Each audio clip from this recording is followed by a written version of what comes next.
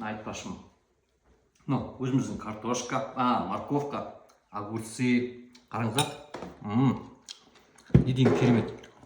Бәрін өзім жеп қоятын сияқтымын балам.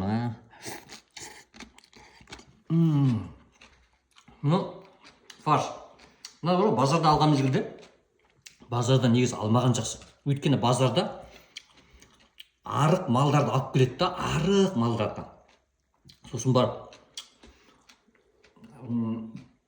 арық малдарды алып келеді да, оған тұрып қалған майларды қосып, тұрып қалған морозилкадағы майларды қосып, әдемі қылып, майлы қылып, фарш піседі. Базардан алмаған дұрыс.